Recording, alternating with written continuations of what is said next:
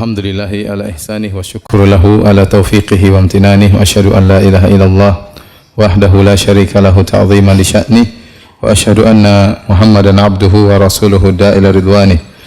Allahumma salli alaihi wa ala alihi wa ashabihi wa ikhwanih.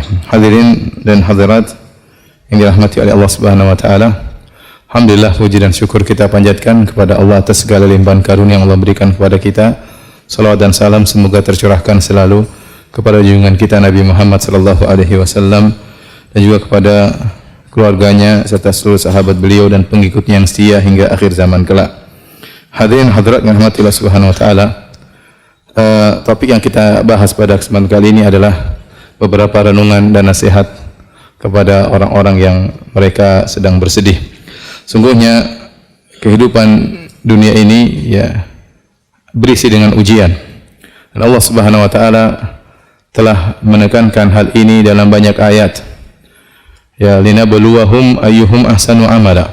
Kata Allah Subhanahu wa taala, sungguh alladzi khalaqal mauta wal hayata, Allah yang telah menciptakan kematian dan kehidupan buat apa? Liyabluwahum ayyuhum ahsanu amala, untuk menguji mana di antara mereka yang amalnya yang terbaik.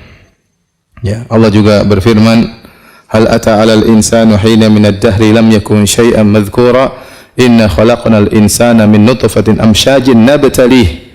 Ya, sungguh kami menciptakan manusia dari nutfah, dari air mani, buat apa? Nabtalih, untuk mengujinya. Jadi memang Allah ciptakan kita untuk diuji. Karenanya seorang di atas muka bumi ini harus sadar bahwasanya dia diciptakan untuk diuji oleh Allah Subhanahu wa taala. Maka semua orang diuji, tidak ada seorang pun yang tidak diuji oleh Allah Subhanahu wa taala. Dan kita tahu semua orang pernah bersedih atau sebagian mereka sedang bersedih, Tapi kalau semua orang pernah bersedih, semuanya pernah bersedih. Tidak ada yang pernah luput dari kesedihan. Dengan ujian yang bermacam-macam. Ada orang diuji berkaitan dengan hartanya, diberi ekonomi yang sulit, penuh dengan hutang, dililit hutang. Ada orang diuji dengan badannya, cacat atau sakit-sakitan atau tubuh yang tidak sempurna.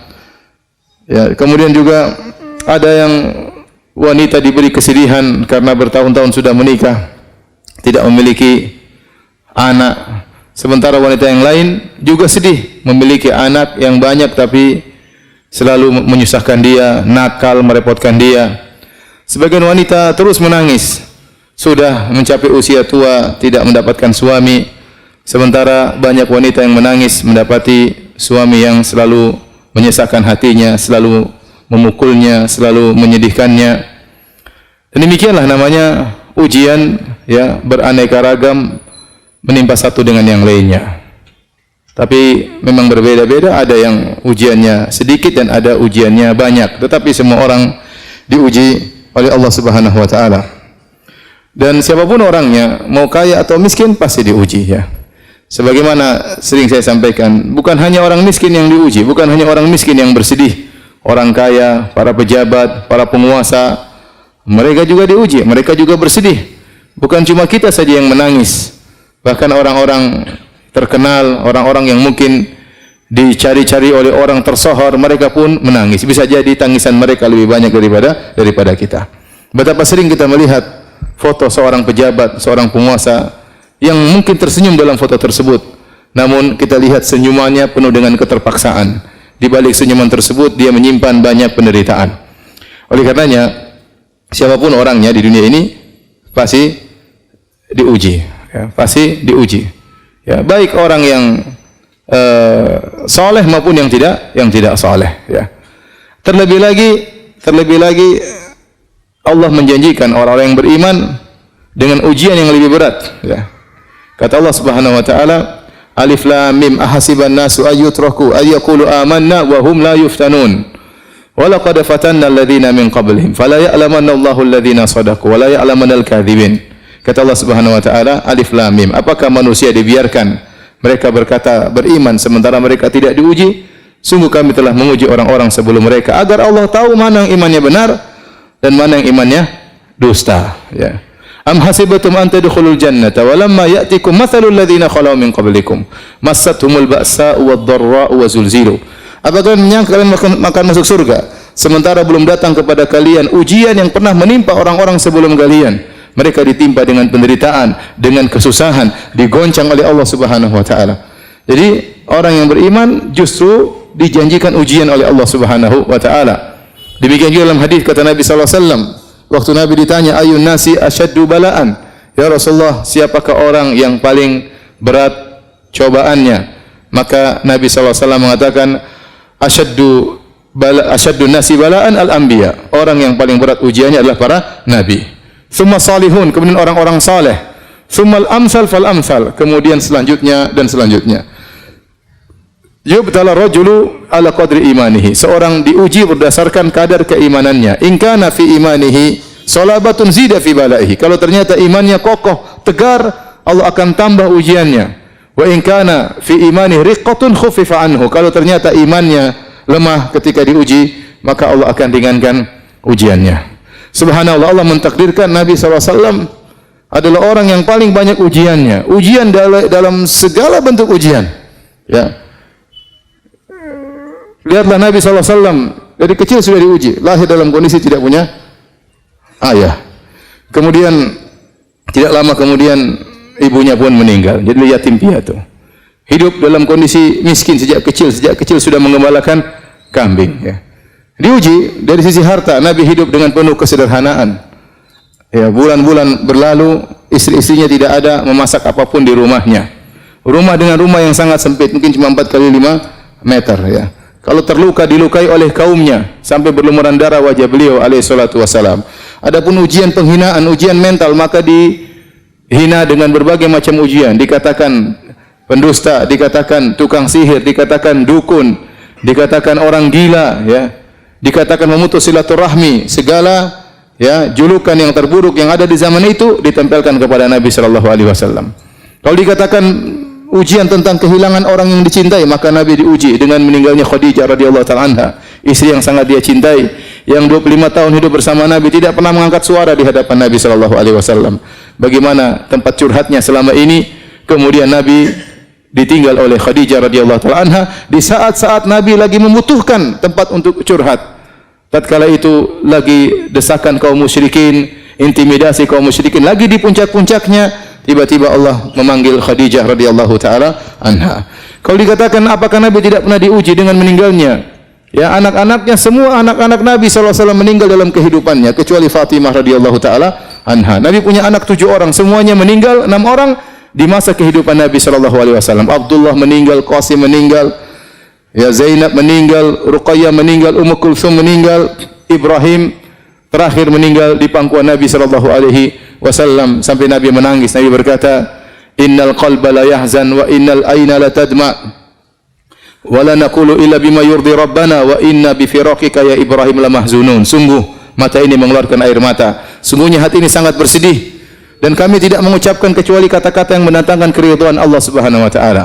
Wa inna bi firaqika ya Ibrahim la mahzunun. Sungguh kami dengan kepergianmu wahai anakku Ibrahim sangat bersedih. Semua ujian dihadapi oleh Nabi sallallahu alaihi wasallam. Cuma satu mungkin saya bilang Nabi tidak diuji, yaitu Nabi tidak diuji dengan kecacatan. Kenapa? Karena beliau seorang nabi. Tidak pantas dia seorang cacat, akan menjadi bahan hinaan oleh orang-orang musyrikin, orang-orang kafir. Adapun ujian yang lain, ujian harta Nabi diuji. Ujian terluka Nabi diuji, sakit 2 kali lipat. Anas bin Malik waktu datang kepada Nabi SAW, kemudian dia meletakkan tangannya, maka Nabi panasnya sangat tinggi. Ya Rasulullah, innaka la tu'ak wa'kan syadidan. Ya Rasulullah, sungguhnya engkau mengalami panas yang sangat panas. Ya. Kata Nabi SAW, ini u'ak kama yu'aku rajulani minkum. Sungguhnya aku kalau merasa demam 2 kali lipat seperti kalian. Ya, Nabi diracun, ya, sampai Nabi SAW meninggal karena bekas racun yang diberikan oleh wanita Yahudi tatkala di Khaybar. Ya, selama 3 tahun atau 4 tahun Nabi mengalami sakit racun tersebut. Puncaknya tatkala Nabi SAW tahun 11 Hijriah, baru kemudian Nabi SAW meninggal akibat racun yang sudah terpendam hampir 4 tahun tersebut sallallahu alaihi wasallam. Oleh karenanya, waktu Nabi SAW mendatangi seorang wanita yang sedang meratapi anaknya meninggal dunia, maka Nabi SAW datang wanita tersebut di kuburan, dia sedang meratapi anaknya. Nabi mengatakan, ya hadhihi isbiri, wahai fulanah, bersabarlah. Wattaqillah, bertakwalah kepada Allah. Maka wanita tersebut marah, dia mengatakan, ilaika anni, pergi engkau dariku. Innaka lam tusab bi musibati. Kata wanita ini, engkau tidak merasakan apa yang aku rasakan. Engkau tidak pernah menerima musibah seperti yang aku terima. Subhanallah. Nabi bukan cuma satu anak yang meninggal. 6 orang anak meninggal dia hadapi. Ya, kemudian Nabi SAW tetap menegurnya, maka dia pun sadar ternyata itu Rasulullah SAW, maka dia pun minta uzur. Kata Nabi SAW, innama sabru inda sadamatil ula. Sungguhnya kesabaran itu adalah pertama kali tatkala seorang ditimpa dengan musibah. Jadi setiap kita terkena musibah, kita ingat ada orang yang jauh teladan kita, yang sangat alim, yang sangat bertakwa kepada Allah. Ternyata kehidupannya penuh dengan musibah. Dialah siapa? Rasulullah sallallahu alaihi wasallam. Ya. Oleh karenanya, hadirin dan hadirat Allah Subhanahu wa taala, ada beberapa nasihat yang ingin saya sampaikan ya pada kesempatan kali ini agar meringankan beban kesedihan yang dialami oleh kita. Karena siapa di antara kita sih yang tidak pernah bersedih? Terkadang kesedihan itu datang berkelanjutan, silih berganti ya. Yang pertama yang harus kita sadari bahwasanya demikianlah tabiat dari kehidupan. Namanya kehidupan isinya ujian. Sebagaimana tadi saya sudah singgung di mukaddimah pengajian. Dan Allah Subhanahu wa taala berfirman, laqad khalaqnal insana fi kabad. Sungguh kami ciptakan manusia fi kabad.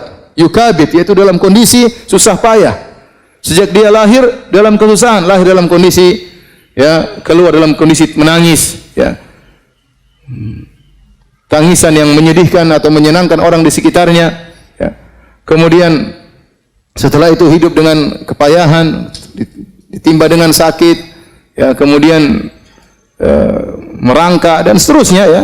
Kemudian dia pun setelah besar dia harus bekerja mencari nafkah ya, entah diterima pekerjaan atau tidak, belum dimarahin bosnya ya, harus berjalan di bawah terik matahari ya. Namanya manusia semuanya susah ya.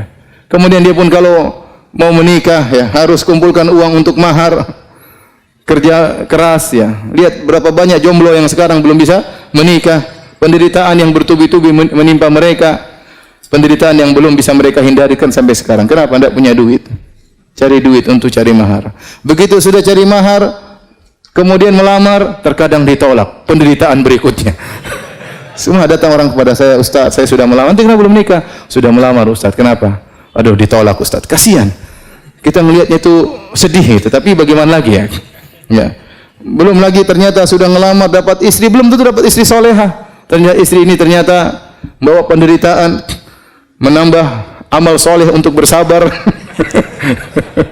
Tiap hari kerjanya ngomel, banyak tuntutan. Ternyata bisa jadi dapat mertua yang ternyata tidak baik juga, banyak menuntut, terkadang menghina, berbagai macam ujian.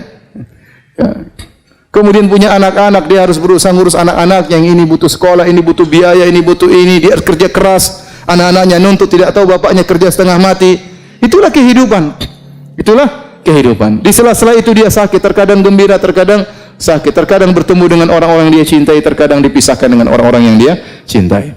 Kalau dia umurnya panjang, dia akan lihat banyak orang yang dia cintai meninggal sebelum dia, dan itu kesedihan yang luar biasa. Kalau dia umurnya pendek, maka dia meninggal ditangisi oleh orang-orang di sekitarnya. Demikian kondisi kehidupan. Laqad khalaqnal insana fi kabad. Kami ciptakan manusia di atas kepayahan. Maka Imam Ahmad ditanya, kapan seorang beristirahat? Kata Imam Ahmad rahimahullah, sampai dia menginjakkan kakinya di surga baru dia apa? Istirahat. Dalam kehidupan ini dia penuh dengan ujian, penuh dengan kepayahan, penuh dengan kesulitan. Semua orang. Ya, siapa yang tidak susah? Semuanya susah, ya. Semuanya susah. Orang kaya terkadang susah dalam kekayaannya. Ya, saya pernah ketemu kawan saya luar biasa, dia kaya. Cerita tentang perusahaan. Saya enggak jarang dengar, tapi cerita ini begini, usaha kemudian terkadang naik turun, harga lagi turun, pusing. Ya. Kemudian kalau sudah mau lebaran mikir THR, setengah mati. Apalagi kalau ternyata pegawai 1.000 orang, THR 1.000 orang berapa orang? Berapa duit? Orang-orang pegawai yang miskin-miskin pada senang mau lebaran. Dia yang mau kasih gaji setengah mati. Jadi masing-masing ada ujiannya. Ya. Antum kira presiden, antum kira pejabat tidak susah, mereka juga susah. Di balik kegembiraan mereka, di balik kemewahan yang mereka miliki, mereka hidup dengan kegelisahan. Ya, betapa banyak yang demikian. Oleh karenanya ini tabiat dari kehidupan, kondisi kehidupan isinya adalah ujian. Maka Anda jangan berangan-angan terlepas dari ujian. Semua orang diuji, cuma bedanya ada yang sedikit, ada yang banyak, itu saja. Oleh karenanya, syair yang diucapkan oleh Imam Syafi'i rahimahullahu taala, dia mengatakan mihanuz zamani katsiratun la tanqadi wa sururuhu ya'tika kal ayadi. Sungguhnya ujian kehidupan itu tidak terputus-putus, kata Imam Syafi'i. Ini menunjukkan bagaimana beliau banyak diuji. Apalagi beliau ulama, orang saleh, pasti banyak ujiannya. Mihanuz zamani katsiratun la tanqadi, kata beliau. Ujian kehidupan, ujian zaman terus tidak terputus-putus. Wa sururuhu ya'tika kal a'yadi. Adapun kesenangannya datang sesekali seperti hari Eid, sesekali aja datang. Ya, oleh karenanya kita harus sadar bahwasanya ya, dunia ini isinya adalah ujian. Isinya adalah ujian, ya. Antum ingat ayat tersebut, laqad khalaqnal insana fi kabad. Sungguhnya manusia diciptakan, Allah menciptakan manusia dengan kepayahan. Baik, ini yang pertama. Yang kedua, hadirin dan hadirat yang Allah Subhanahu wa taala, ya. Ingatlah bahwasanya yang menguji kita dengan ujian ini, ya, yang menimpakan kita musibah ini adalah Allah Subhanahu wa taala. Allah Subhanahu wa taala berarti ya sengaja, ya, Allah dengan hikmahnya sengaja menimpakan musibah ini kepada kita. Allah telah memilih kita untuk diuji dengan ujian ini, dan Allah tahu ujian ini pas buat kita. Allah tatkala mentakdirkan ujian ini bagi kita, misalnya seorang kehilangan anaknya, seorang kehilangan barangnya, seorang mungkin terluka, seorang mungkin harus bercerai, banyak musibah yang Allah tahu berarti memang ini pantas buat kita atau pas buat kita dan kita memang bisa untuk menghadapinya. Maka seorang ridha dengan keputusan Allah Subhanahu wa taala. Apalagi seorang tahu bahwasanya yang menentukan, mentakdirkan adanya musibah ini adalah Arhamur Rahimin, adalah zat yang Maha Pengasih lagi Maha Penyayang, yang lebih sayang kepada dia daripada seorang ibu kepada anaknya, ya. Lallahu arhamu bi ibadihi min hadhihi bi waladiha. Allah lebih sayang kepada hamba-hambanya daripada seorang ibu terhadap anaknya. Jadi kalau Allah kasih kita musibah, kasih kita ujian, ya udahlah, ini berarti memang Allah sudah takdirkan. Dan Allah memilih buat kita ujian tersebut, berarti kita sebenarnya sanggup untuk menghadapinya. Karena Allah telah berfirman, la yukallifullahu nafsan illa usaha. Allah tidak memberi luar kemampuan. Jadi kalau kita berusaha, bersabar, berdoa, tegar, insya Allah kita bisa menghadapi ujian ini. Dan ini memang pas, kadarnya sesuai yang Allah kehendaki. Ini dia ujiannya sekian, kadarnya sekian. Makanya dari hadis yang sudah saya sebutkan, Allah memberi ujian kepada seorang hamba. In kana fi imanihi salabatun zida fi balaihi. Kalau ternyata imannya kokoh, Allah tambah. Berarti Allah memberi ujian sesuai dengan kadar yang pas buat kita. Maka seorang begitu diuji, sabar. Sabar, dia tahu bahwasanya ini adalah ujian yang memang harusnya bisa dia hadapi. Kemudian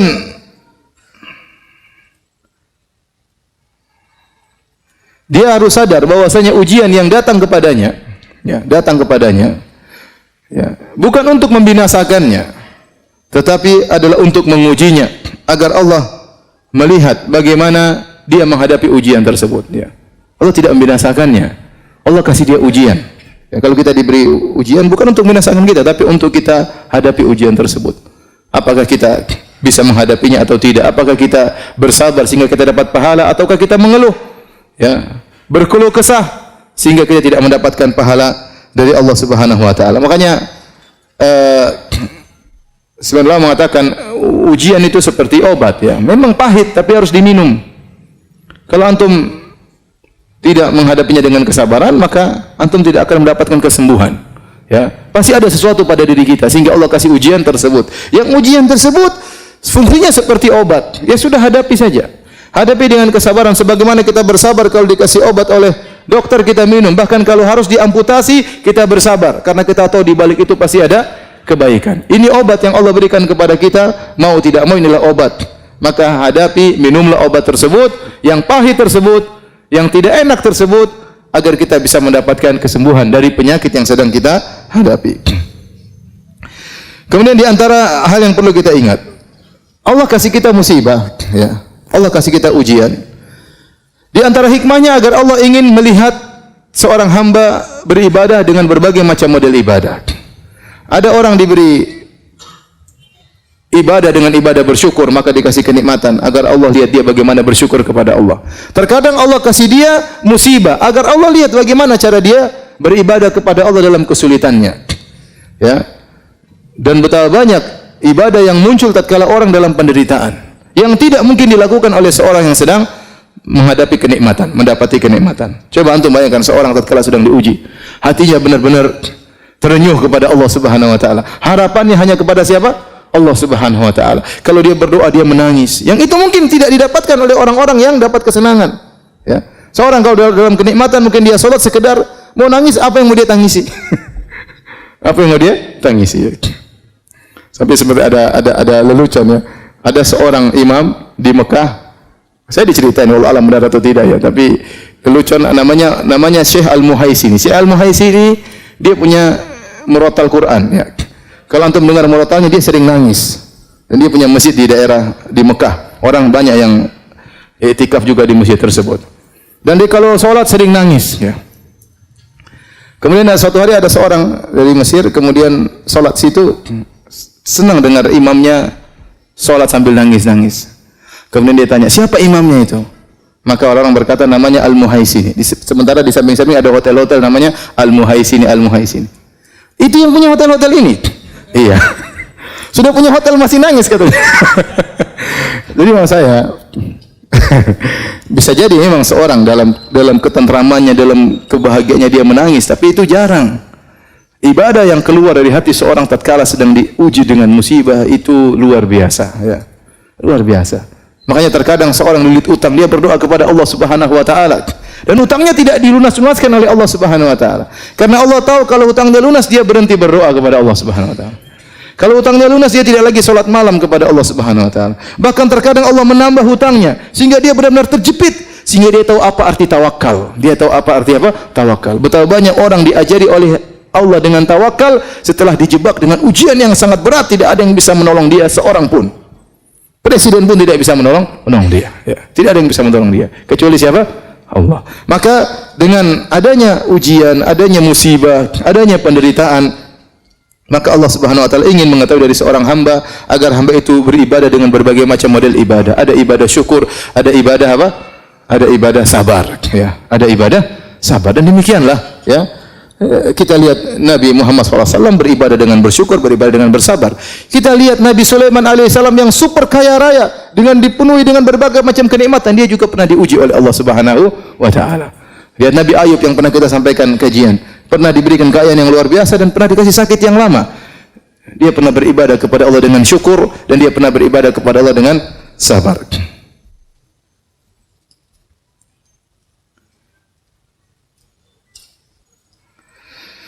Kemudian ingat, jika Anda diuji oleh Allah Subhanahu wa taala, Anda bersabar, maka sungguhnya Anda dalam kebaikan.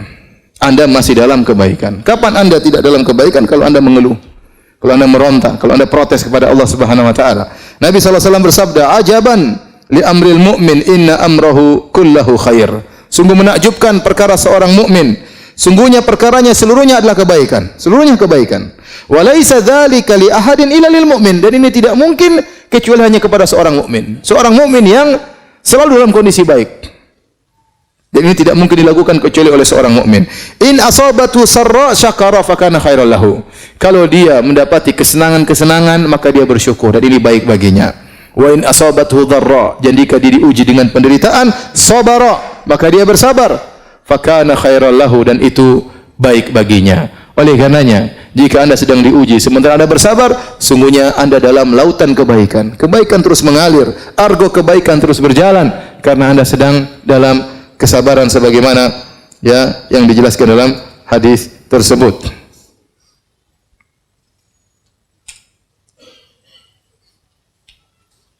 Oleh karena dalam hadis sebutkan kata Nabi sallallahu alaihi wasallam, "Ma min ahadin minal muslimin." Tidaklah seorang dari muslimin yusabu bi bala'in, diuji dengan suatu ujian, suatu penderitaan fi jasadihi, penderitaan di badannya, dia sakit atau yang lainnya. illa amara Allah Ta'ala al-hafazata alladhina yahfazunahu. Kecuali Allah akan perintahkan kepada malaikat al-hafazah, para penjaga, para pencatat amalan-amalan hamba. Uktubu li abdi fi kulli yaumin wa lailatin mithla ma kana ya'malu minal khair. Maka tulislah bagi hambaku kebaikan terus mengalir setiap hari, siang dan malam, seperti yang biasa dia lakukan dari kebaikan yang dia lakukan. Madama mahbusan fiya, selama dia tertahan gara-gara fi wathaqi, karena dia sakit, dia sabar dengan penderitaan tersebut. Jadi seorang kalau bersabar, saya katakan tadi, argo pahalanya jalan terus. Argo pahalanya jalan terus. Ya sudah. Kapan Anda mengeluh, kapan Anda protes kepada takdir Allah Subhanahu wa taala, maka argonya berhenti. Argonya berhenti. Maka seorang kalau terbetik dalam hatinya, kenapa tidak selesai-selesai? Lawan itu dari iblis, itu dari setan. Lawan. Ya. Yakin bahwasanya kadarnya Allah tahu. Allah kasih musibah, kasih penderitaan, Allah tahu seberapa penderitaannya dan kadarnya sampai kapan, Allah Maha tahu. Kita berdoa kepada Allah, kita cari solusi, tetapi kita bersabar menghadapi ujian tersebut. Kenapa? Karena argo pahala jalan terus. Malaikat catat terus pahalanya, meskipun dia tidak bisa melakukan amal-amal ibadah yang biasanya dia lakukan. Pahalanya jalan terus.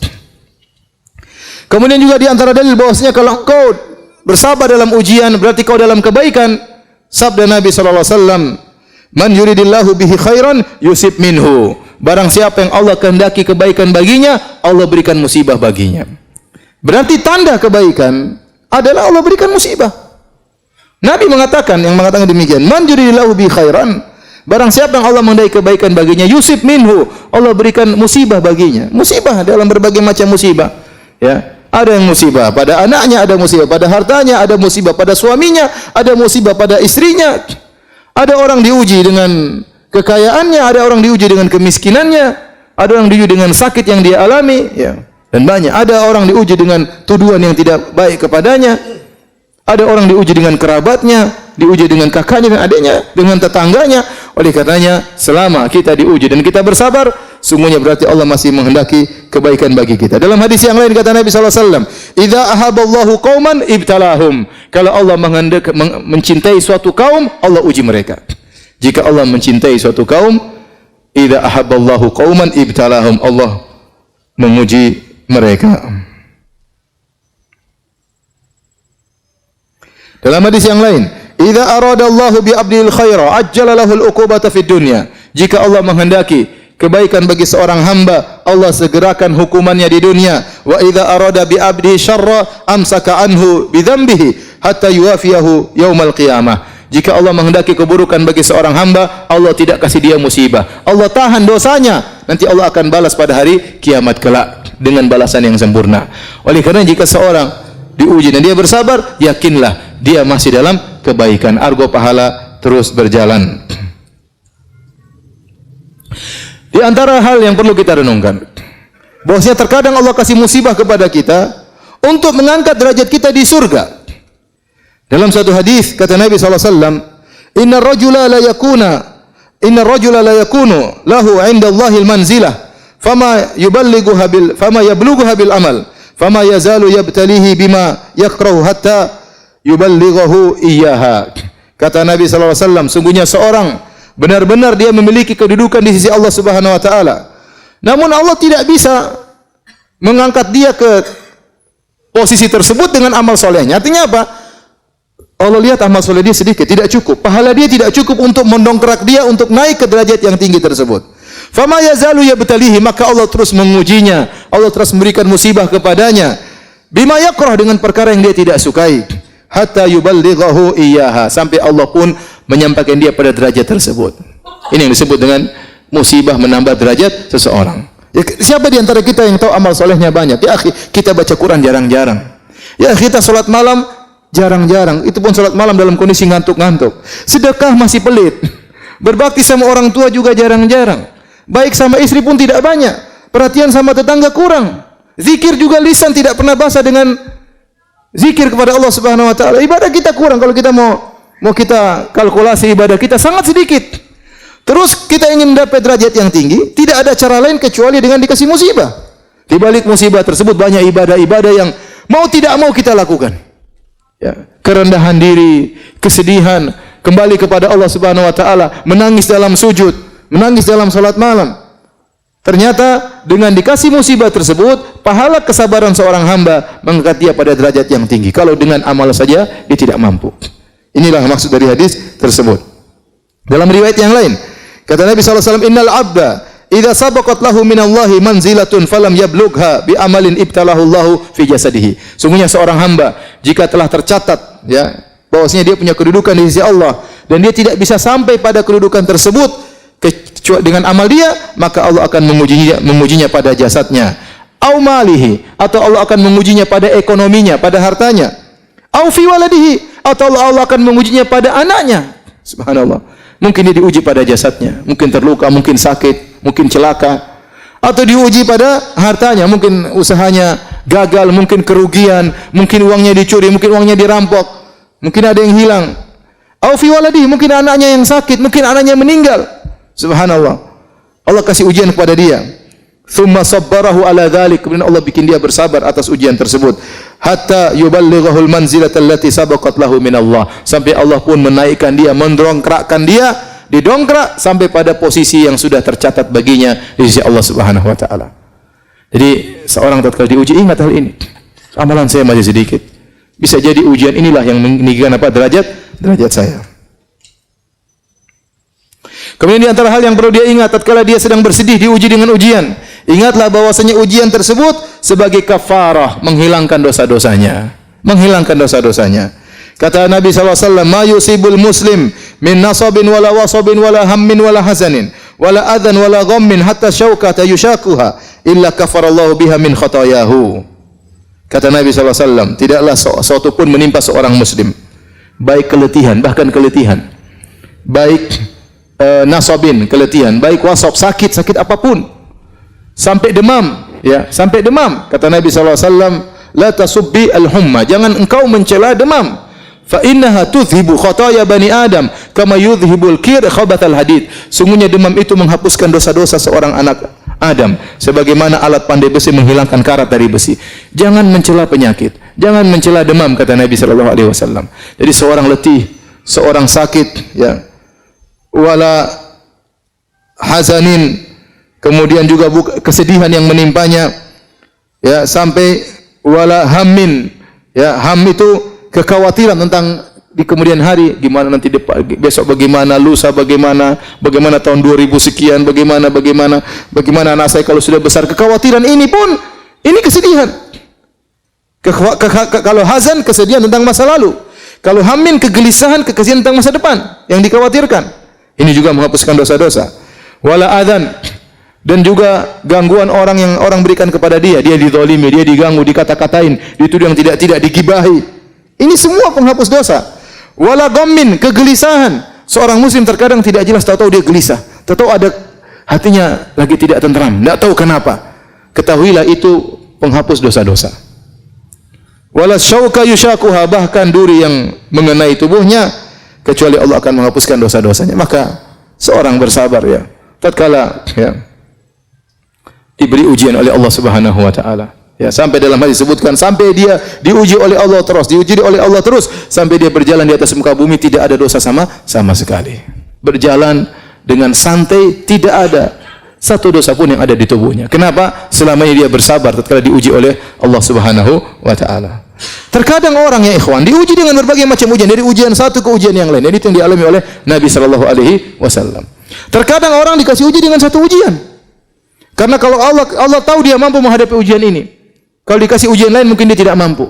Ya sudah, Allah kasih dia misalnya kesulitan ekonomi terus sampai dia meninggal dunia. Itu ujian yang bisa dia hadapi. Dia sabar. Ada orang dikasih misalnya cacat atau dikasih sakit. Ujian terus bertahun-tahun sampai dia meninggal dunia. Allah tahu ini ujian yang bisa dia hadapi. Inilah yang bisa mengangkat derajatnya. Ini yang bisa menghapuskan apa? Dosa-dosanya. Ya akhi, sekarang kita banyak dosa. Saya sering sampaikan, kalau zaman dahulu orang ingin tidak berdosa gampang. Tinggal dalam rumah tidak berdosa. Sekarang dalam rumah juga berdosa. Sendirian juga berdosa. Selama pegang HP berdosa. Kalau internet mati baru tidak berdosa. Kamu internet mati apa yang mau dilihat? Enggak ada. Mau gibah enggak ada teman gibah kalau sendirian. Mau dengar berita gibah pun tidak bisa, ya. Mau tulis status komentar sana komentar sini pun tidak bisa. mau riak dengan status nggak bisa. Sudah. Tapi sekarang dimanapun seorang bisa bermaksiat, selama sinyal masih nyala bisa bermaksiat. Nah, ini kesempatan Allah kasih ujian menghapuskan dosa-dosa kita. Kita tidak minta kepada Allah, ya Allah ujilah saya. Jangan.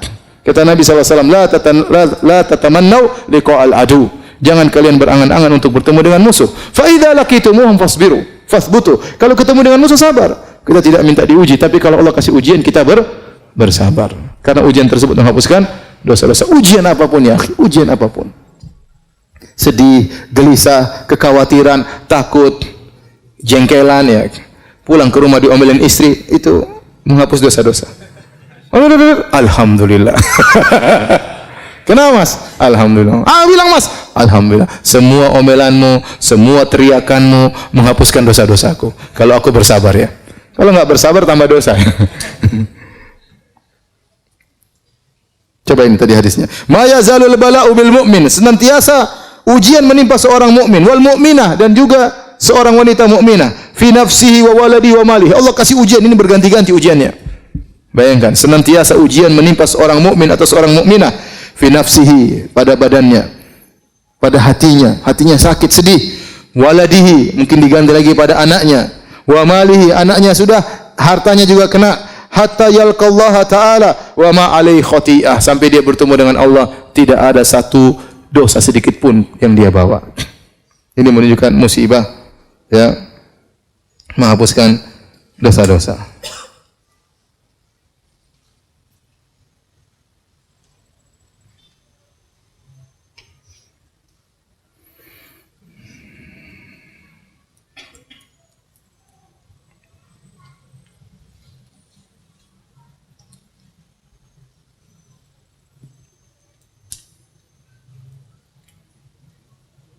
Dalam satu hadis dari Jabir bin Abdullah dari Imam Ahmad dengan sanad yang sahih. Innal humma ista'dzanat ala Rasulullah sallam. Demam datang menemui Nabi sallallahu alaihi wasallam, minta izin kepada Nabi sallallahu alaihi wasallam. Ini kekuasaan Allah. Datang demam. Kemudian Nabi bertanya, "Man hadhihi?" Siapa ini yang minta izin? Kata demam Ummu Mildam, dan itulah kunyahnya demam, humma. Maka fa amara biha ila ahli Quba. Maka Nabi perintahkan dia untuk pergi ke penduduk kota Quba agar mereka yang ditimpa dengan demam. Falaqu minha ma ya'lamullah. Maka mereka pun ditimpa dengan demam karena Nabi mengarahkan demam tersebut untuk menimpa penduduk Quba. Fasyaku dzalika ilaihi. Maka mereka pun mengeluh kepada Nabi sallallahu alaihi wasallam, "Ya Rasulullah, kami ditimpa demam." Mereka sakit penduduk kota Quba. Di Madinah dan Quba ya, penduduk kota Quba. Maka Nabi berkata, "Ma syi'tum, in syi'tum an ad'ullaha lakum fayakshifaha ankum wa in syi'tum an takuna lakum tahuran." Terserah kalian wahai penduduk kota Quba. Kalau kalian berkehendak, aku akan berdoa kepada Allah agar Allah menyembuhkan kalian dari demam tersebut. Demam tersebut diangkat oleh Allah Subhanahu wa taala. Kalau kalian mau, maka demam ini akan menjadi pembersih dosa-dosa kalian. Maka mereka berkata, "Awa taf'aluhu?" Apakah demam bisa menghilangkan dosa-dosa kami? Qala na'am, kata Nabi, iya. Qalu fada'ha, kata mereka, biarkan demam tersebut menimpa kami. Ini demam menghilangkan apa? Dosa-dosa. Demam menghilangkan dosa-dosa. Hadis ini disahihkan oleh Syekh Albani rahimahullahu taala. Oleh karenanya, bukankah kalau kita menyembuh orang sakit, apa yang kita katakan? Tahur insyaallah. Tahur insyaallah. Ya, membersihkan dosa-dosa. Insyaallah di situ tahqiq untuk menunjukkan pasti membersihkan dosa-dosa jika Anda bersabar.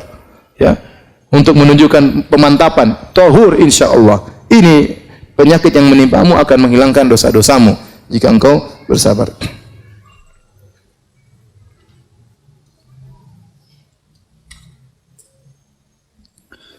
Baik. Nasihat berikutnya para hadirin dan hadirat yang dirahmati oleh Allah Subhanahu wa taala. Bisa jadi musibah yang menimpa kita ini merupakan sebab terhindarkan dari musibah yang lebih besar.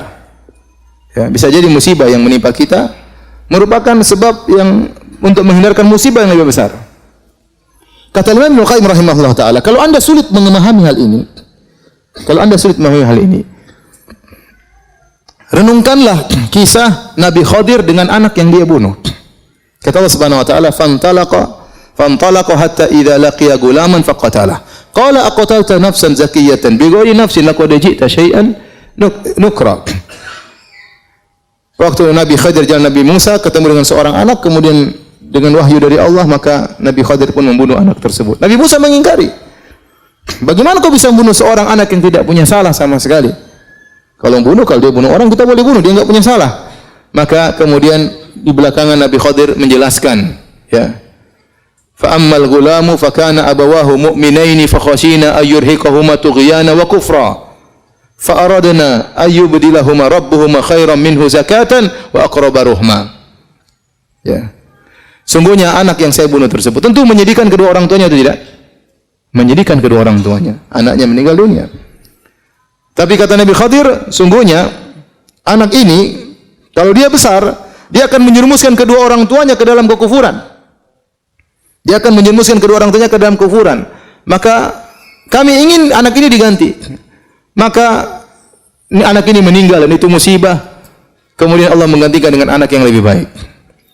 Ini dijadikan barometer Ibnu Qayyim rahimahullah taala. Kalau Anda tidak bisa memahami musibah itu bisa menghilangkan musibah yang lebih besar, maka renungkanlah apa? Kisah ini. Renungkanlah kisah ini.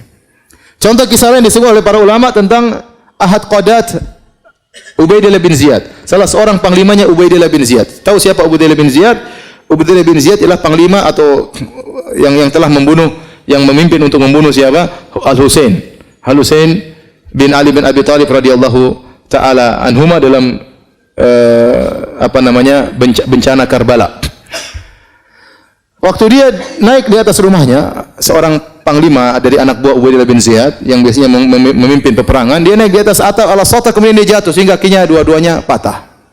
Maka dia dijunguk oleh seorang ulama yang bernama Abu Kilabah, muridnya Anas bin Malik radhiyallahu taala anhu.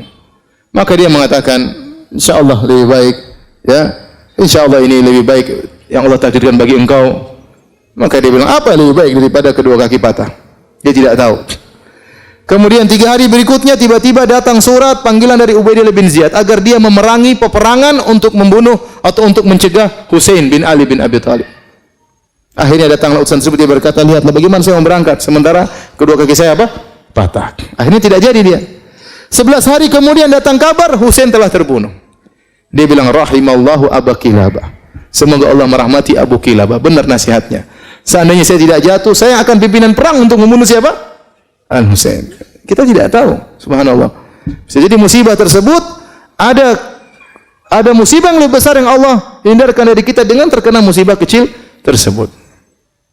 Sebagaimana kisah yang sering saya sampaikan tentang seorang raja yang memiliki wazir, menteri yang selalu mengatakan al-khair khiratullah, yang terbaik adalah pilihan Allah Subhanahu wa taala. Kisah ini sering disampaikan oleh para ulama, saya tidak tahu akan kesahihannya. Ia seorang menteri yang selalu berkata yang terbaik pilihan Allah Subhanahu wa taala. Setiap ada orang terkena musibah dia datang, yang terbaik pilihan Allah Subhanahu wa taala. Orang terkena musibah, yang terbaik pilihan Allah Subhanahu wa taala. Sampai akhirnya sang raja tangannya terputus karena terpotong, dia datang kepada sang raja, dia berkata, yang terbaik pilihan Allah Subhanahu wa taala. Maka raja pun marah. Apa yang terbaik? Tangan saya putus, jari saya putus, kau bilang yang terbaik. Masukkan ini menteri dalam penjara. Begitu dimasukkan di penjara, dia mengatakan, yang terbaik pilihan Allah. Saya di penjara pun adalah yang terbaik.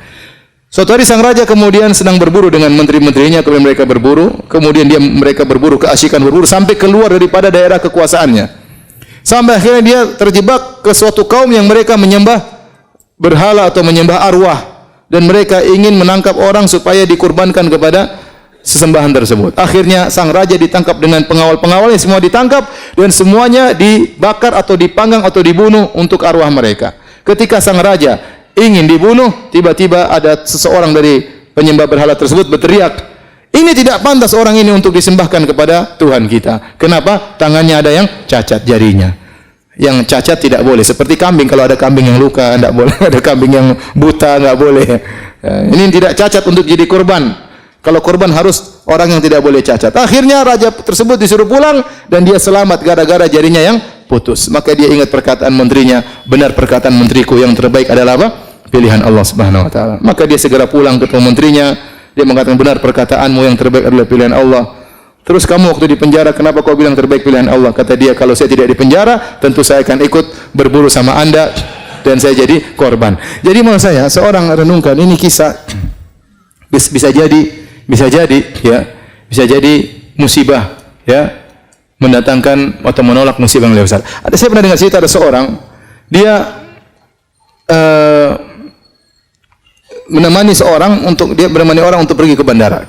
Ya, tamu datang, kemudian dia pun menemani tamu tersebut menunggu ke bandara. Ternyata pesawat delay. Harusnya dia sudah pulang ke rumah, mungkin sudah tidur siang atau tidur malam. Saya lupa waktunya, mungkin sudah tidur malam. Namun gara-gara ngantar temannya ini, padahal dia lagi sibuk, setiap ngantar lihat jam, aduh, kok enggak. Ternyata pesawat delay dan karena dia enggak enak dia nungguin. Musibah. Waktu dia terbuang, pekerjaannya tertunda. Subhanallah, sampai akhirnya temannya tersebut berangkat, dia pulang ke rumah, ternyata rumahnya kecurian. Ada rampok datang masuk kemudian mengambil hartanya. Kemudian dia tambah jengkel lagi. Dia bilang, coba ini. Itu gara-gara pesawat. Coba kalau tadi saya pulang lebih cepat mungkin saya tidak kecurian. Maka ada tetangga yang negur, ya akhi, ihmadillah, pujilah Allah. Apa ada perampok datang baik-baik sama ente? Kalau ente lagi di rumah mungkin ente dibunuh sekalian. Ente bersyukur yang diambil cuma harta. Nyawa ente tidak diambil oleh para perampok tersebut. Oleh karenanya seorang kalau terkena musibah, ya dia bisa jadi bisa jadi ini menolak musibah yang lebih besar. Contoh, ada seorang anaknya yang dia sangat sayangi meninggal dunia. Anak ini akan memberi syafaat pada hari kiamat. Dia pikir yang baik-baik aja. Bisa jadi anak ini besar belum tentu saya bisa mengurus dia. Apalagi zaman sekarang dunia gadget, anak-anak sekarang sudah, kalau kita dengar berita mengerikan, anak SD berzina, mengerikan ya. Kadang-kadang saya malas lihat berita di situ ya. Tapi kadang lagi Google buka tahu ada berita di bawahnya mengerikan isinya. Zaman sekarang subhanallah. Zaman sekarang kita punya anak besar belum tentu bisa kita rawat, belum tentu bisa kita didik, bisa jadi bumerang bagi kita pada hari kiamat. Oleh karenanya, ya, apapun musibah menimpa kita, ya, kita bilang ini insyaallah menolak musibah yang lebih besar. Kita tahu ataupun kita tidak ketahui.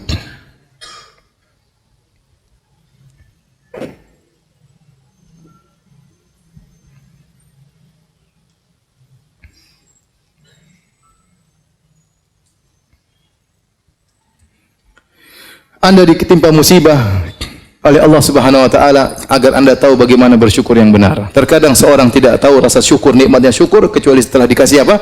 Musibah. Seorang terkadang lupa dengan kenikmatan sehat kecuali setelah dikasih apa? Sakit. Baru dia tahu betapa nikmatnya sakit. Sebagaimana pepatah mengatakan, "Laulam takun musibah lama kanat hunaka sa'adah." Kalau bukan karena musibah tidak ada namanya kebahagiaan. Karena seorang benar-benar merasakan kebahagiaan setelah mengalami apa? Musibah.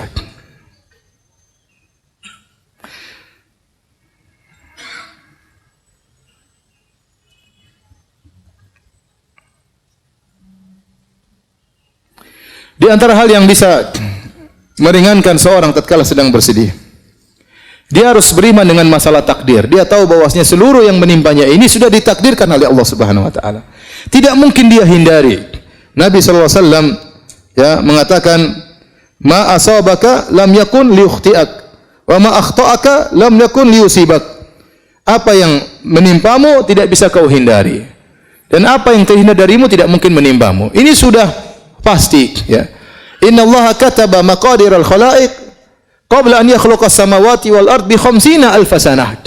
Sungguhnya Allah mencatat takdir seluruh makhluk, termasuk Anda ini makhluk. Takdir Anda telah ditulis oleh Allah secara detail, masing-masing kita secara detail. Ya, dari masih nutfah sampai meninggal dunia sudah dicatat oleh Allah dengan detail, dan Anda tidak akan keluar dari takdir tersebut. Ya. Bahkan Allah catat tersebut 50.000 tahun sebelum Allah ciptakan langit dan bumi, bukan sebelum 50.000 tahun sebelum ente diciptakan, enggak. 50.000 tahun qabla an yakhluqas samawati wal ard, sebelum Allah ciptakan langit dan bumi. Kata Nabi sallallahu alaihi wasallam, rufi'atil aqlam wa jaffatis suhuf. Pena-pena sudah diangkat dan lembaran sudah kering, tidak ada perubahan. Maka mau tidak mau Anda tidak akan bisa menghindar dari musibah tersebut, karena musibah tersebut sudah tercatat bagi Anda. Tinggal bagaimana Anda menghadapi musibah tersebut. Kalau Anda menghadapinya dengan sabar, fa anta ma'jur, maka engkau dapat pahala. Tapi jika engkau menghadapinya dengan tidak bersabar, fa anta ma'zur, engkau dapat dosa. Tetap saja tidak terhindar. Mau diapain? Sekarang kalau ada misalnya seorang ibu anaknya meninggal dunia, kemudian dia meronta-ronta, menangis-nangis, apakah anaknya bisa hidup kembali? Nggak bisa. Percuma. Tinggal di hadapan dia mau meronta-ronta, dapat dosa, Dia bersabar, kesedihan ada. Nabi pun bersedih. Tapi dapat pahala. Tinggal dia pilih yang mana. Dan tidak akan merubah kondisi. Tidak akan merubah kondisi. Seandainya kalau dia meronta-ronta, menangis-nangis, anaknya hidup kembali, silakan meronta-ronta. Tapi tidak ada. Tidak bisa. Sebagian ibu-ibu, subhanallah, saya dengar berita sedih sekali. Saya tahu ada seorang wanita, ya, sudah ngaji, kemudian sampai bercadar, kemudian anaknya meninggal. Kemudian dia teriak-teriak, dia marah-marah. Kembalikan anakku, kembalikan. Tidak terima. Ya, subhanallah. Inilah ujian, ya. Inilah ujian. Memang berat. Siapa yang bilang ringan? Berat sekali. Tapi anti diuji agar anti mencapai derajat yang tinggi, dapatkan pahala yang besar. Maka jangan hadapi ujian tersebut dengan bentuk protes kepada takdir Allah, tidak menerima takdir Allah Subhanahu wa taala. Tidak akan bisa merubah kondisi tersebut. Anti meronta-ronta, anti marah-marah, anti ngamuk-ngamuk, anti banting sini banting anu, tidak akan merubah kondisi. Oleh karenanya apa yang menimpa kita tidak mungkin kita hindari. Yakin ini sudah ditakdirkan oleh Allah Subhanahu wa taala. Mau apa lagi? Qadarullah. Makanya kalau dapat musibah bilang apa? Qadarullah, sudah. Itu langsung menenangkan hati kita. Ya sudah, mau diapain? Ya. Qadarullah, mau diapain? Ya. Kita sudah berusaha, ternyata salah. Kita sudah menjaga anak kita, kita sudah obati ke rumah sakit, kita sudah qadarullah, mau diapain? Mau diapain? Ya. Ustaz, istri saya kurang ajar, ya sudah qadarullah, mau diapain? Ente sudah nyari, ente sudah searching di Facebook kan? Cari yang ini, sudah verifikasi lagi, sudah semuanya, sudah tanya semua, sudah ternyata salah Ustaz. Ya qadarullah, hadapi ujian tersebut. Mau diapain? Ya. Mau diapain?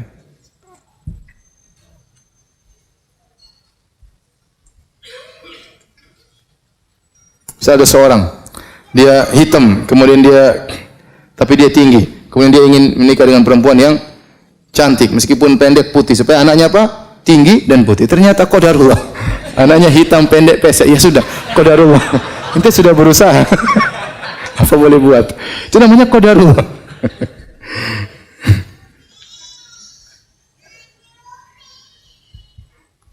Jadi yang paling mudah membuat orang sabar adalah yakin bahwasanya semuanya sudah ditakdirkan oleh Allah Subhanahu wa taala.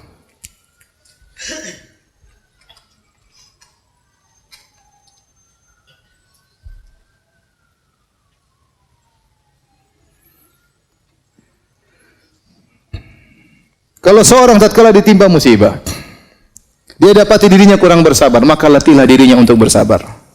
Kalau dia latih dirinya untuk bersabar, dia akan bersabar. Kata Nabi sallallahu alaihi wasallam, innamal hilmu bittahallum wa innamal ilmu bitta'allum. Ya, wa man yatasabbar yusabbirhullah. Barang siapa yang berlatih diri untuk bersabar, Allah akan buat dia sabar. Tadinya merontak, ingin memberontak, ingin berteriak, sabarkan diri. Latih diri kita. Setiap ada masalah langsung qadarullah. Inna lillahi wa inna ilaihi raji'un. Langsung ucapkan tersebut. Meskipun jengkel, meskipun marah, itu kalimat luar biasa. Kalau kita kena musibah bilang qadarullah, itu langsung buat hati kita apa? Tenang. Kita langsung bilang inna lillahi wa inna ilaihi raji'un. Semuanya kita ini milik Allah. Mobil kita, rumah kita, harta kita, anak kita semuanya milik Allah. Kalau Allah ingin ambil terserah.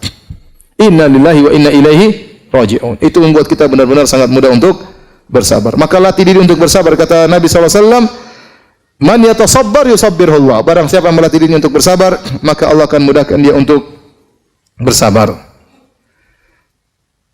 Kemudian di antara hal yang membantu kita untuk mengurangi kesedihan, perbanyak berzikir kepada Allah Subhanahu wa taala. Dan ini Allah perintahkan kepada Nabi sallallahu alaihi wasallam.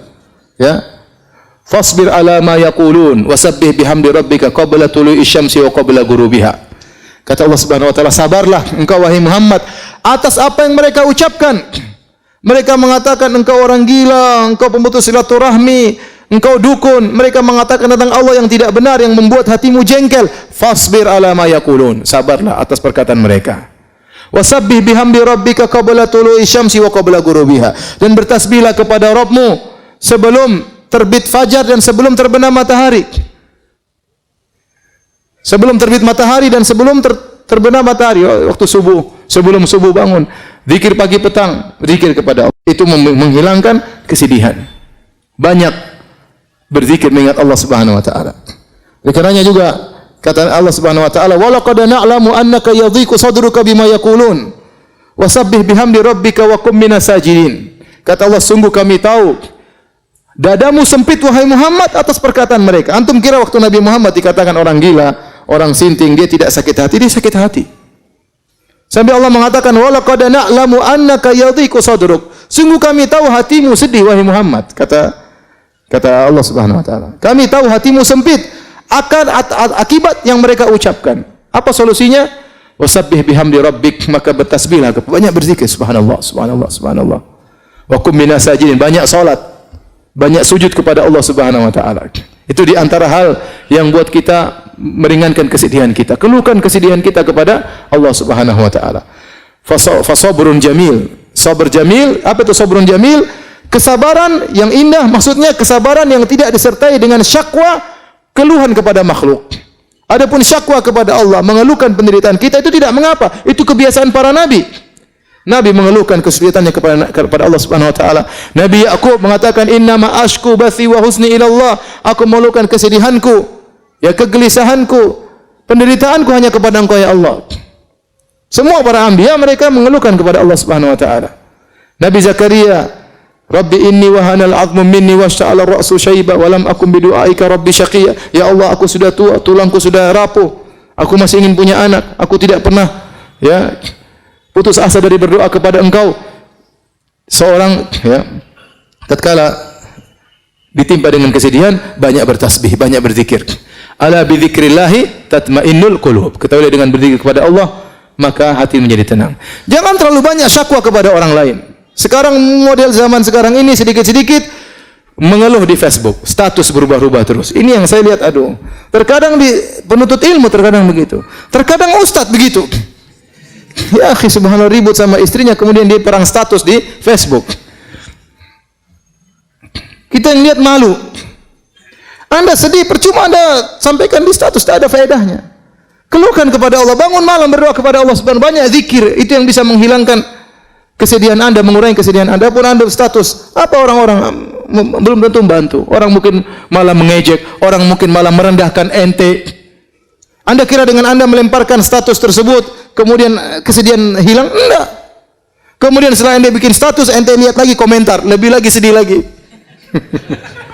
Kalau enggak ada yang komentar, Anda bersedih, ternyata murid-murid saya tidak ada yang perhatian sama saya. Kalau ada yang komentar, ente bersedih juga. Belum ada balasan status lain, waduh repot. Ngapain kita seperti itu? Ente ingin hilang kesedihan, berzikir kepada Allah Subhanahu wa taala. Sebagian ibu-ibu seperti itu, statusnya menunjukkan penderitaan terus. Tahu-tahu status ada jantung berbentuk love terbelah dua. Subhanallah. Ada apa Kenapa begini? Kenapa jantungnya terbelah dua? Menimbulkan banyak pertanyaan. Ya. Repot ya. Banyak ya. Nanti status macam-macam ya Allah. Jangan mengeluh kepada manusia, rugi. Betapa banyak berharap kepada orang, dia akan kecewa. Mengeluh kepada manusia tidak ada yang dia dapatkan. Tidak ada solusi. Paling mereka mengatakan sabar. Hidup juga ujian. Saya juga sudah tahu. Ya udah tahu, sabar makanya. Ngapain ngeluh sama manusia? Hati-hati ibu-ibu yang suka rubah-rubah status ibu-ibu nih. Jangan. Sedikit status, foto profilnya diganti-ganti, jangan. Kalau terkena musibah, sedih, banyak berzikir, banyak baca Quran.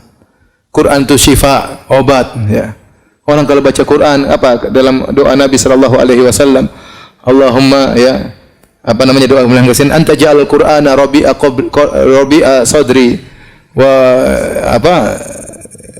ya Allah, jadikan Al-Qur'an sebagai penyejuk hatiku, ya.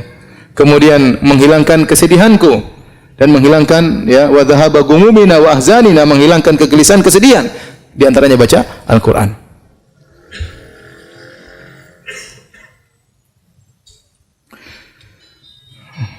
Kemudian di antara hal yang membantu kita untuk menghilangkan kesedihan, yaitu jangan memutar kembali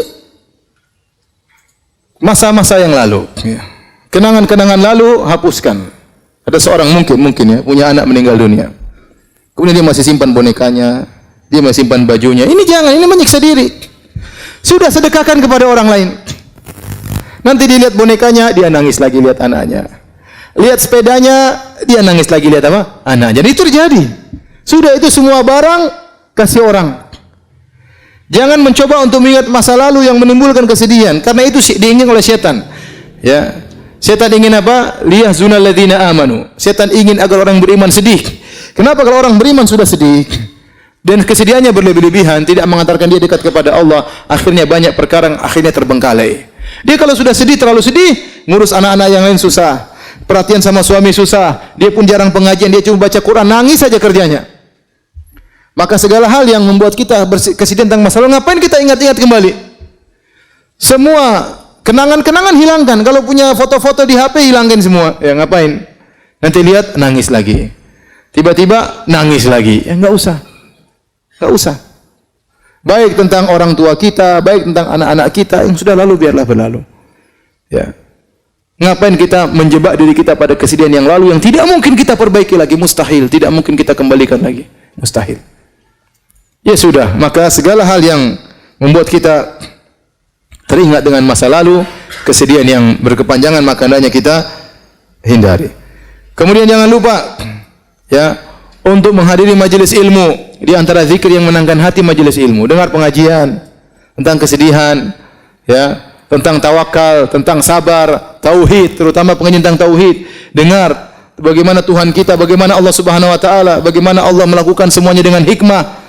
Ya, bagaimana Allah terkadang menguji hamba-hambanya, baca kisah-kisah orang terdahulu. Dengar pengajian tentang bagaimana kisah para ulama diuji, sehingga kita tahu bahwasanya kita ini diuji tidak ada apa-apanya dibandingkan dengan mereka.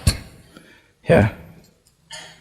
Dan ini membuat kita lebih ringan kesedihan kita. Kemudian jangan lupa perkara yang penting tatkala kita terkena kesedihan, berusaha membantu orang lain. Berusaha membantu orang lain. Oleh karenanya Imam As-Sa'di, gurunya Syekh Utsaimin rahimahullah taala pernah berkata, dia mengatakan dua pokok kebahagiaan adalah pertama ikhlas kepada Allah, yang kedua membantu orang lain. Ini dua pokok kebahagiaan. Anda kalau ingin bahagia, lakukan dua ini. Pertama ikhlas. Berusaha dalam segala kegiatan ikhlas karena Allah, bukan mencari komentar manusia, bukan karena kepentingan duniawi, bukan untuk melihat ya like atau dislike, tidak peduli. Saya mencari komentar Allah Subhanahu wa taala. Kapan Anda bisa ikhlas dalam segala kegiatan Anda, maka Anda akan meraih kebahagiaan. Yang kedua, membantu orang lain. Setiap kita bantu orang lain, maka Allah akan berikan kita kebahagiaan. Allah berfirman, ya. Ya ayyuhalladzina amanu idza qila lakum tafassahu fil majalisi fafsahu yafsahillahu lakum. Bahkan perkara yang mungkin tidak butuh biaya membantu orang. Kata Allah, ya wahai orang yang beriman, jika dikatakan kepada kalian lapangkan majelis supaya atau rapatkan supaya orang bisa masuk duduk bersama antum di masjid, maka berilah kelonggaran bagi mereka. Yafsahillahu lakum, maka niscaya Allah akan berikan kelapangan bagi kalian. Kata para ulama termasuk kelapangan dada. Kelapangan dada.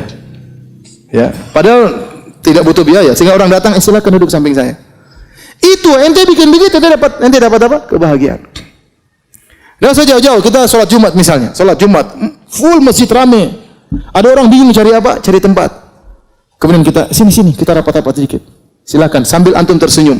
Dia kemudian berdiri samping antum. Itu Allah kasih kebahagiaan bagi antum. Begitu saja. Sebaliknya, kalau antum kemudian bawa sajadah sendiri sholat Jumat, terus kaki ente lebarin. Ente sudah siap mau datang, ente enggak mau. Dia mau sampingin ente semakin lebarin. Pasti ente dapatkan hati ini jengkel, gerundel. Allah bikin hati ente menjadi apa? Sempit. Berbuat baik kepada orang lain pasti mendatangkan kebahagiaan. Antum lihat orang di jalan, orang menyeberang, orang lagi sibuk-sibuknya, ente sempatkan waktu ngantar orang kakek tua tersebut sebentar. Berhentikan kemudian antum berjalan ngantar orang tersebut. Allah pasti kasih kebahagiaan. Dan ini asal kebahagiaan adalah membantu orang lain. Di saat-saat kita penuh kesedihan, jangan lupa kita memberi kebahagiaan kepada orang lain. Niscaya kesedihan tersebut akan dikurangi oleh Allah Subhanahu wa taala. Ya. Oleh karena saya katakan manusia paling berbahagia adalah siapa? Adalah Rasulullah sallallahu alaihi wasallam. Kenapa? Dia selalu menebar kebahagiaan bagi orang lain. Siapapun yang minta bantuan kepada Nabi, maka Nabi pun membantunya sebisanya. Itulah Rasulullah sallallahu alaihi wasallam. Maka cobalah kalau kita ditimpa kesedihan, bantu orang lain. An-nafa'al muta'addi, bantu orang lain, maka insya Allah akan berikan kebahagiaan bagi kita.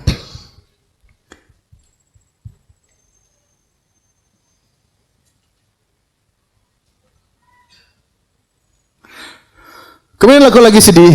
Ada hal-hal perkara yang kata para ulama, perkara yang yang materi yang mungkin bisa membantu kita untuk bahagia. Ya misalnya kita mungkin sedih, ya. Kalau makan bakso hilang kesedihan, ya makan bakso aja enggak apa-apa. Enggak ada masalah. Lagi enggak enak badan, lagi enggak enak hati, pengin mana? Pengin lihat hijau-hijau, udah pergi hijau-hijau lihat, enggak ada masalah. Jangan kunci pintu, matikan lampu, tambah sedih. Ya, ini di antara hal. Kemudian saya kalau ketemu si fulan, saya selalu bahagia, dia orangnya lucu. Ya udah pergi ke orang tersebut. Ketemu ngobrol sama dia, ganti suasana. Nah, kita lakukan untuk menghilangkan apa? Kesedihan, ya. Ya, senang dengan warna tertentu. Kalau warna hijau, indah, hati menjadi tentram. Ada ibu-ibu senang lihat warna ungu, ya. Lihat, sudah lakukan, tidak ada masalah. Ini termasuk perkara-perkara yang bisa menambah, ya, menghilangkan kesedihan. Kemudian hindari hal-hal yang bisa mendatangkan kesedihan bertambah. Contoh nonton berita, sukanya nonton berita kriminal. Tambah sedih enggak? Tambah sedih. Waduh, sedih. Berita tentang selingkuh, semakin sedih, ketakutan. Waduh, sudah gini suami saya selingkuh. Ketakutan luar biasa. Pelakor, apa namanya? Pelakor tadi? Pelari apa? Oh, perebut laki orang. Saya kira pelari laki orang. Perebut. Berita-berita seperti itu akhirnya bikin gelisah, bikin sedih. Ketemu orang yang mulutnya kotor, jangan ketemu dia. Ketemu majelis-majelis ghibah, jangan. Ini bikin kesedihan semuanya. Ganti suasana, ya. Ganti suasana. Kalau punya grup ternyata isinya berita-berita enggak enak, left, tinggalkan grup.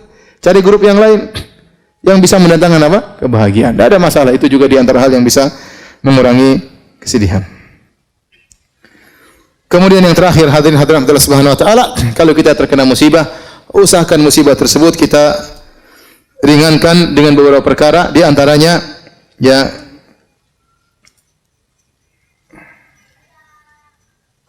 ingat musibah yang lebih berat daripada yang kita alami, ya. Kalau kita terkena musibah, misalnya seorang, ya, ada seorang tangannya terluka, kemudian dia memuji Allah, alhamdulillah. Kenapa ente memuji Allah? Alhamdulillah, bukan di lisanku. Coba kalau lidahku yang luka, bukan di mulutku, bukan di wajahku, seperti itu. Ya. Ada seorang salaf yang kemudian kakinya luka, maka dijunguk oleh seorang, kemudian dia mengatakan, alhamdulillah, yang membiarkan dirimu masih lebih banyak daripada yang hilang. Yang hilang satu kaki, badan masih lengkap, mata masih bisa melihat, ya. Kemudian badan masih ada, ya. Masih banyak musibah yang lebih berat daripada yang kita alami. Maka dengan begitu kita menjadi lebih ringan. Seorang misalnya, maka ada seorang wanita pernah, dia lagi sedih, dikasih kertas. Dua, satu kamu catat tentang apa yang diambil oleh Allah, satu kamu catat tentang apa yang Allah berikan padamu. Coba, misalnya seorang kecurian, taruhlah mobilnya dicuri sama orang. Dia isi di catatan tersebut, mobil dicuri, nilai 400 juta. Terus dia catat yang Allah berikan sama dia banyak sekali. Istri, harganya berapa istri? Mahal istri. Anak-anak ini mahal, rumah, kemudian mobil yang lain masih ada, kesehatan. Ini kalau dikalkulasikan duit banyak sekali. Iya. Banyak. Makanya di antara hal yang buat kita untuk meringankan musibah kita ingat bahwasanya nikmat yang Allah berikan kepada kita jauh lebih banyak daripada yang Allah ambil dari kita. Jauh lebih banyak. Kalau antum suruh isi kertas isi nikmat-nikmat Allah, antum tidak bakalan mampu. Terlalu banyak kenikmatan tersebut. Nikmat bisa masih mengaji, nikmat masih bisa ke masjid, nikmat masih bisa dengar pengajian, nikmat masih bisa baca Al-Quran, nikmat masih bisa sujud, nikmat masih bisa melihat berbagai keindahan. Diambil sebagian dari Allah, tidak apa-apa. Ya sudah, itu namanya kehidupan. Hal ini mengurangi beratnya musibah yang kita hadapi. Di antaranya melihat kepada orang-orang yang penderitanya lebih parah daripada dia. Ya, antum lihat, ya, kita ini masih penuh kenikmatan. Coba lihat di negara-negara lain, ya. Negara lain seperti di Suriah. Ada sampai orang mengatakan, saya, ya, berapa tahun lalu saya masih buka puasa sama keluarga saya, sama kakak, sama adik, sama ini. Sekarang yang satu di Afrika, yang satu di Asia, yang satu di mana, yang satu di mana, subhanallah, gara-gara perang. Semuanya tercerai-berai, ya. Oleh karenanya nikmat yang kita rasakan sangat luar biasa. Sekarang kita di Indonesia, masya Allah, mau dakwah di mana-mana masih bisa pengajian, ketemu tetangga juga masih bisa. Alhamdulillah masih banyak kenikmatan. Orang lain masih banyak ujiannya lebih berat. Maka betapapun kita terkena musibah, pasti ada orang lebih berat daripada kita. Seorang yang misalnya dia dia tidak punya kendaraan, hanya punya sepeda. Ya lihat ke bawah, masih banyak orang yang tidak punya sepeda, masih jalan kaki. Lihat ke bawah lagi, masih ada orang yang tidak bisa jalan kaki, bahkan naik kursi roda, tidak bisa jalan. Ada yang tidak bisa naik kursi roda, terduduk di rumahnya, nggak bisa apa-apa. Masih ada orang yang seperti itu. Maka semakin kita lihat orang yang lebih parah daripada kita, maka insya Allah mengurangi penderitaan musibah yang kita hadapi. Kemudian kita selalu bertafaul, yaitu optimis, bahwasanya betapapun lama musibah yang kita alami pasti ada jalan keluar. Inna ma'al usri yusra. Pasti ada jalan keluar. Di balik kesulitan ada kemudahan. Namanya mendung tidak selalu mendung. Namanya musim panas tidak selalu musim panas. Akan datang musim apa? Dingin. Ya. Ya, tidak selama musim kemarau. Musim kemarau semakin parah. Penghujungnya adalah musim apa? Penghujan. Kegelapan yang semakin gelap kegelapan menuju kepada terbitnya fajar. Jadi maksud saya, kita senantiasa optimis ya. Namanya begitulah kehidupan. Nanti akhirnya kesedihan-kesedihan tersebut jadilah tinggal cerita. Dulu begini ya. Dulu begini. Ya, bahwasanya musibah tersebut tidak akan selama-lamanya. Dan itulah tabiat daripada kehidupan, datang kesedihan, datang kesenangan. Baik, hadirin dan hadirat Allah Subhanahu wa taala, inilah yang bisa saya sampaikan ya. Bahwasanya tatkala kita dikasih musibah kita bersabar. Sampai ada seorang penyair berkata, sungguhnya Allah menyiapkan istana di surga. Yang istana tersebut isinya adalah kesedihan, isinya adalah kegelisahan, dipagari dengan penderitaan, yang bisa masuk hanya dengan membawa kunci kesabaran. Oleh karenanya seorang ya, dunia ini tidak ada yang tidak diuji. Ya, antum diuji, ustaz juga diuji. Ujian berbeda-beda ya. Ujian berbeda-beda.